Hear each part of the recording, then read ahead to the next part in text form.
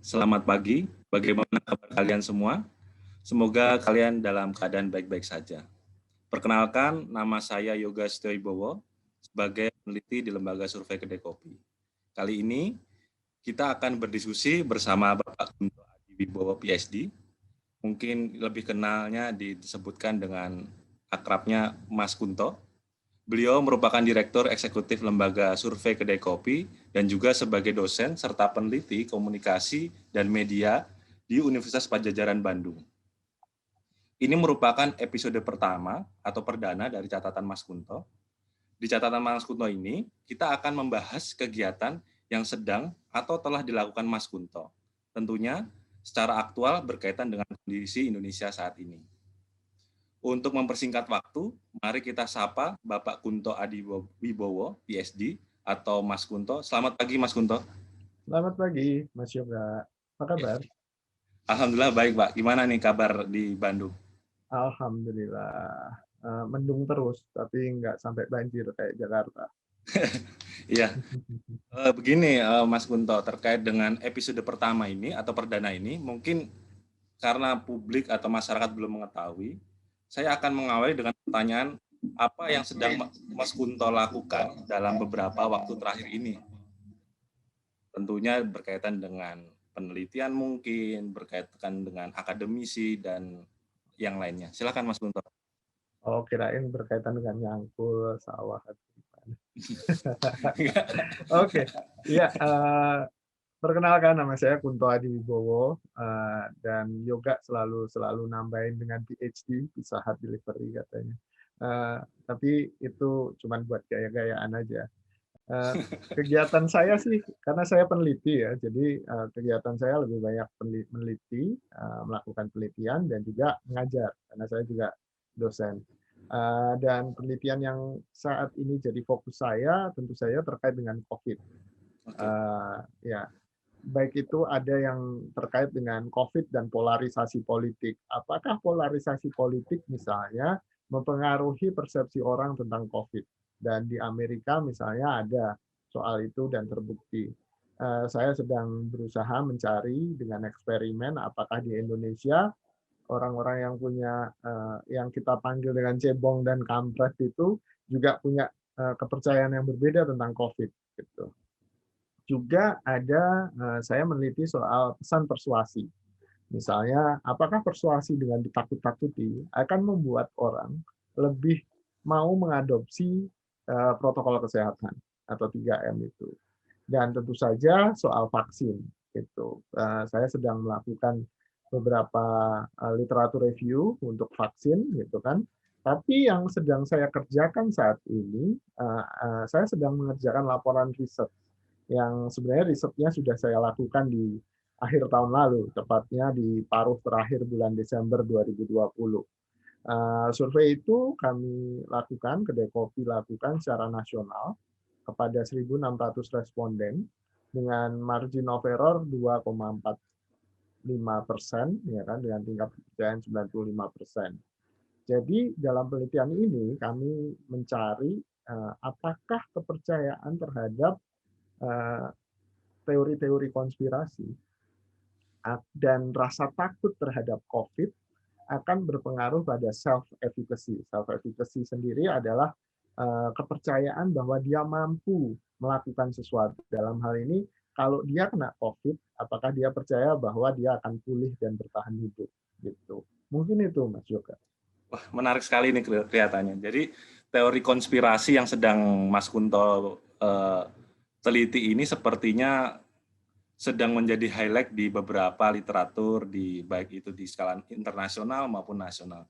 Mungkin saya mewakili teman-teman yang kurang sedikit paham terkait dengan apa yang sebenarnya definisi dari konspirasi belief dan bagaimana cara mengukur konspirasi belief itu, Mas Kunto.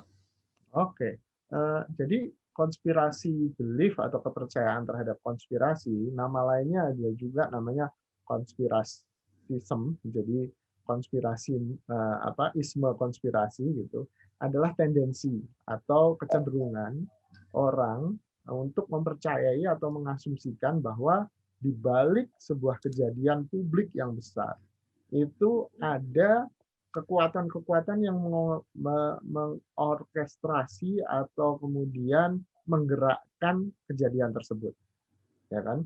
Dan kekuatan-kekuatan ini biasanya punya niat buruk atau niat jahat, ya kan? Dan ini juga ide tentang konspirasi teori ini sebenarnya kan sudah lama. Ada Karl Popper misalnya, salah satu filsuf ilmu pengetahuan, juga pernah menyinggung dengan istilah konspirasi theory of society. Jadi dia pernah menulis tentang ini loh, masyarakat itu percaya tentang konspirasi-konspirasi teori ini. Jadi tidak hanya konspirasi teori ini lahir ketika COVID, bahkan sebelum COVID pun sudah banyak tentang konspirasi teori. Salah satu yang mungkin banyak dan pernah Anda dengar yaitu tentang alien misalnya, bahwa pemerintah menyembunyikan UFO dan alien gitu. Atau kemudian konspirasi teori yang lain bahwa sebenarnya ada teknologi yang sangat canggih tapi dirahasiakan oleh pemerintah atau kekuatan besar di dunia sehingga untuk mengontrol kita dan segala macamnya itu. Nah, kalau ini diterapkan di COVID, kemudian berarti kan kita bisa mengkonseptualisasi bahwa ketika orang percaya konspirasi teori terkait COVID, berarti dia percaya bahwa COVID ini adalah hasil dari rekayasa atau digerakkan oleh kekuatan-kekuatan besar yang mungkin punya maksud-maksud jahat, ya kan? Nah, ini kemudian saya operasionalisasikan dalam penelitian kami bahwa misalnya dalam skala 1 sampai 4, sangat tidak setuju sampai sangat setuju 4. Apakah Anda percaya bahwa COVID adalah rekayasa industri kesehatan untuk mengambil keuntungan ekonomis? Oke, itu contohnya. Dan ternyata hasilnya, kalau dari persentase, yang milih 3 dan 4, yang setuju dan sangat setuju itu ada 40,6% di seluruh Indonesia. Jadi 40,6% orang Indonesia percaya bahwa COVID adalah rekayasa industri kesehatan untuk mencari keuntungan. Gitu. Dan kemudian pertanyaan keduanya, misalnya COVID-19 adalah senjata biologis yang diciptakan oleh negara maju. Dan di sini ternyata jaraknya nggak begitu jauh. Ada 38,8% orang di Indonesia yang percaya bahwa COVID-19 adalah senjata biologis buatan negara maju. Mungkin itu, Mas Yoga. Berarti saya bisa ambil kesimpulan atau kata kuncinya adalah sebagian, mungkin sepertiga lebih masyarakat Indonesia percaya bahwa konspirasi belief ini ada di tengah-tengah masyarakat. Iya, Ya. Oke. Betul, betul. Mungkin saya akan coba kaitkan karena tadi Mas Kunto bilang bahwa ada terkait dengan fear, terkait dengan self efficacy. Lalu bagaimana sebenarnya dinamika antara konspirasi belief, fear dan self efficacy itu di masa pandemi ini, Mas Kunto? Iya, hasil penelitian kami membuktikan bahwa mereka yang percaya terhadap konspirasi teori akan punya self efficacy yang lebih rendah. Jadi istilahnya kalau saya percaya konspirasi teori bahwa COVID ini bikinan industri kesehatan untuk cari untung atau ini adalah senjata biologis, kalau amit-amit jabang bayi saya kena COVID, gitu kan, maka saya nggak terlalu percaya bahwa saya bisa pulih. Oke, dan itu tidak dilakukan oleh konspirasi belief secara sendirian. Ada yang namanya fear, ada yang namanya ketakutan, bahwa rasa takut pada COVID itu sendiri, semakin saya merasa takut dan semakin saya percaya konspirasi teori, maka self efficacy saya akan semakin turun. Gitu. Jadi mungkin ini catatannya bahwa mungkin bahwa rasa takut itu akan mengganggu kita secara psikologis dan memperendah kemampuan kita untuk bertahan di tengah COVID, itu jelas pasti ada hubungannya dan terbukti. Nah, yang mungkin juga baru adalah tentang konspirasi teori ini, bahwa orang yang percaya konspirasi teori juga akan menurunkan tingkat survival mereka di tengah COVID gitu. Jadi menurut kami ini temuan yang bisa kita dorong, terutama untuk masyarakat supaya ya jangan percaya konspirasi teori lah. Lalu siapa kira-kira yang memiliki potensi memiliki pemahaman konspirasi belief tinggi dan fair tinggi di Indonesia, Pak? Kalau berbicara Indonesia kan luas sekali. Silakan, Pak. Oke, ya kita nggak bagi per daerah ya Mas ya. Ya. Saya membaginya berdasarkan demografi saja, jenis kelamin misalnya, terus sosial ekonomi status, dan kemudian kita juga bagi berdasarkan wilayah urban dan rural gitu. Dan dari hasil studi ini yang saya temukan adalah bahwa mereka yang perempuan lebih percaya pada konspirasi belief daripada laki-laki gitu, walaupun selisihnya nggak terlalu jauh, ya kan. Lalu kemudian di sosial economic status, mereka yang ada di middle class, yang ada di kelas menengah, itu ternyata lebih percaya konspirasi belief dibandingkan mereka yang ada di kelas bawah dan kelas yang tinggi, itu kelas ekonomi bawah dan kelas ekonomi tinggi.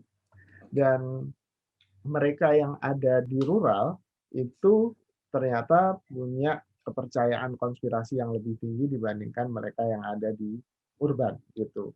Jadi mungkin pertanyaan begitu ya, lebih perempuan, lebih kelas menengah, dan lebih rural gitu. Nah, sedangkan untuk yang fear, untuk rasa takut tadi, laki-laki ternyata lebih takut daripada perempuan, punya ketakutan yang lebih tinggi daripada perempuan, gitu kan?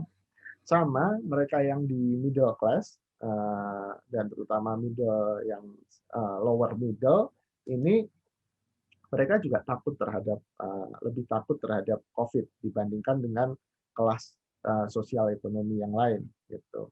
Dan lagi-lagi yang rural juga lebih takut terhadap COVID daripada yang urban. Mungkin itu, Mas. Berarti dengan kata lain, rural ini harus menjadi sebuah perhatian kita bersama ya Pak ya, terkait dengan konspirasi belief dan fear tentunya. Gitu.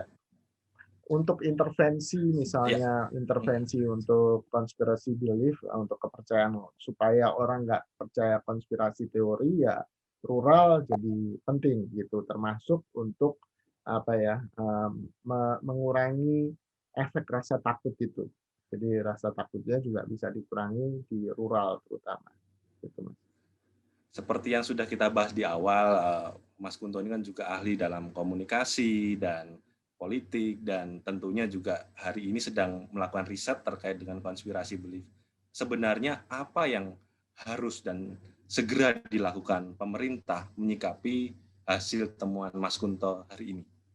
Oke, ya pemerintah nggak menyikapi juga nggak apa-apa kok, Mas. Gitu. Tapi paling tidak, menurut saya jadi penting gitu, harus jadi concern bagi pemangku kepentingan dan tidak hanya pemerintah, bahwa salah satu resep untuk mengurangi konspirasi teori adalah pendidikan, education, gitu.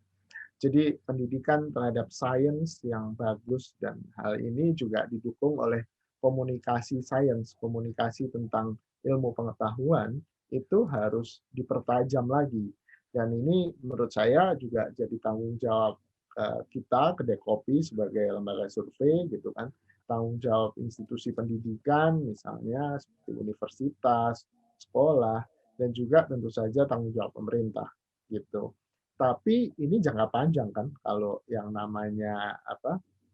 Yang namanya konspirasi teori dan lewat pendidikan itu pasti jangka panjang semua. Kalau mau jangkanya lebih pendek, mana nih caranya? Salah satu yang membuat konspirasi teori ini cepat menyebar itu kan lewat sosial media, ya kan? Lewat berita-berita yang kemudian ya sebenarnya nggak hoax-hoax banget, tapi dibumbui sehingga seakan-akan itu terjadi. Misalnya rumor bahwa rumah sakit mengcovidkan pasien gitu. Dan ini jangan salah, justru pejabat-pejabat tinggi, baik itu di daerah maupun di pusat, itu juga mengamini berita itu. Sehingga kan jadi kepercayaan terhadap konspirasinya akan semakin dalam. Dan menurut saya, ini yang bisa kita lakukan bersama dengan cara ya yang key opinion leader-nya, termasuk pejabat-pejabat negara maupun pejabat-pejabat daerah, harus selektif ketika mengomentari sesuatu. Apakah komentar saya ini justru akan membuat kepercayaan terhadap konspirasi masyarakat bertambah, atau justru bisa mengurangi kepercayaan konspirasi tersebut. Menurut saya tanggung jawabnya ada di KOL atau Key Opinion Leader ini, Mas Yoga. Oh, berarti gini, Mas Kunto. Selama pandemi ini kan pemerintah atau pemimpin di Indonesia selalu mengedepankan 3M. Berarti dengan implikasi penjelasan dari Mas Kunto tadi, seharusnya tidak hanya 3M ya? Bisa jadi, tidak hanya, bukan Biayanya, tidak sorry. harus. Ya. Ya, bahkan sekarang kan ada 5M kan, Ya. tidak berkerumun dan segala macamnya.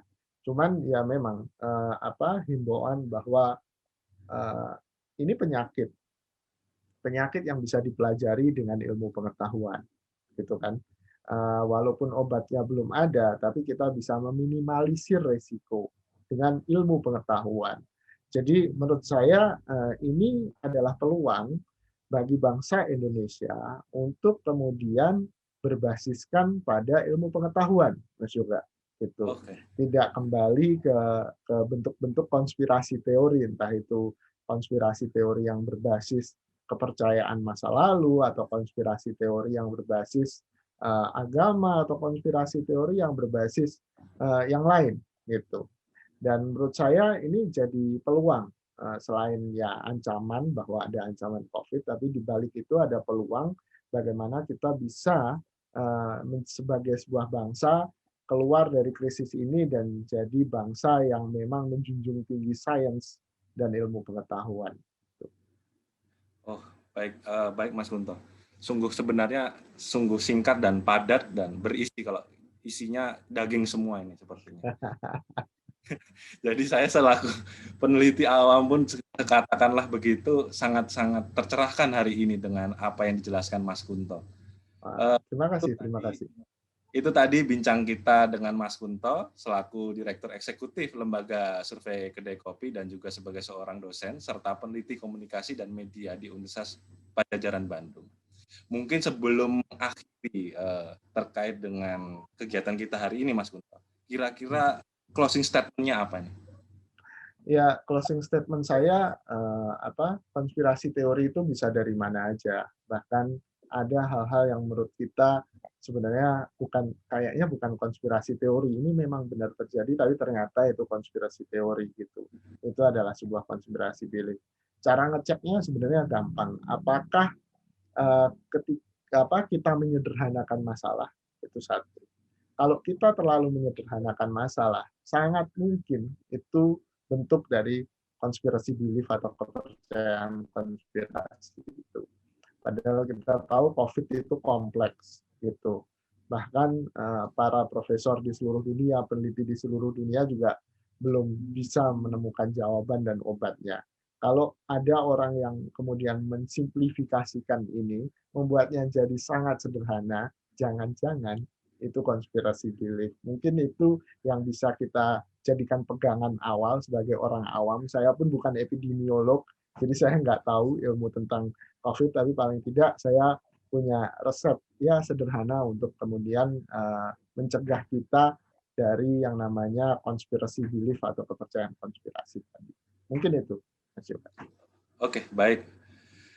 Begitu banyak informasi yang didapat, semoga dapat menjadi pemahaman kita bersama. Kami selaku tim Kedai Kopi berharap informasi ini dapat bermanfaat bagi seluruh masyarakat, tentunya juga bagi teman-teman yang hari ini sedang berjuang untuk survive di bangsal-bangsal karantina, supaya mereka bisa mengurangi rasa takut yang ada di dalam dirinya, karena itu terbukti meningkatkan persentase untuk di masa untuk melewati masa. Sampai jumpa dalam catatan Mas Kunto berikutnya. Salam dari saya, Yoga Stebo, selaku peneliti di Lembaga Survei Kedai Kopi, dan juga Bapak Kunto Adiwibowo selaku Direktur Eksekutif dan Peneliti Senior di Lembaga Survei Kedai Kopi.